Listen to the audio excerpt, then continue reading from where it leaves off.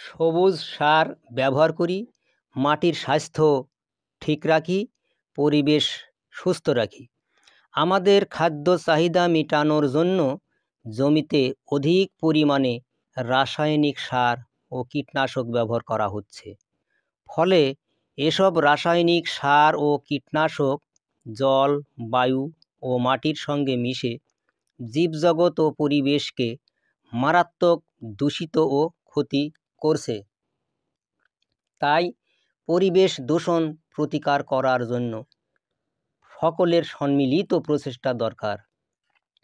জমিতে রাসায়নিক সার কম ব্যবহার করে সবুজ সার ও কম্পোস্ট সার বেশি বেশি ব্যবহার করলে মাটির গুণগত মান বা স্বাস্থ্য ঠিক রাখা যাবে এবং পরিবেশ দূষণও কম হবে। কিভাবে সবুজ সার তৈরি করা যায়? জমিতে যে কোনো সবুজ উদ্ভিদ জন্মিয়ে কচি অবস্থায় চাষ করে মাটিতে মিশিয়ে যে সার প্রস্তুত করা হয় তাকে সবুজ সার বলে। ধইঞ্চা, গোমটর, বরবটি, শন, কলাই এসব ফসল দ্বারা এ সার তৈরি করা যায়। প্রথমে এসব ফসলের যে কোনো একটি জমিতে চাষ করে ফুল আসার আগেই তা মই দিয়ে মাটির সাথে মেশাতে হবে।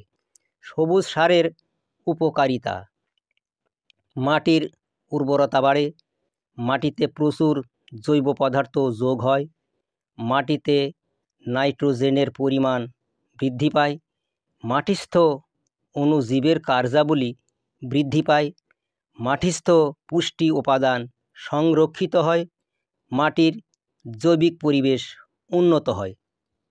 সুপ্রিয় দর্শক, আমার এই অনুষ্ঠানগুলি যদি আপনাদেরকে ভালো লেগে থাকে তাহলে আপনারা অবশ্যই লাইক, কমেন্ট এবং চ্যানেলটি সাবস্ক্রাইব করে সাথে থাকিবেন।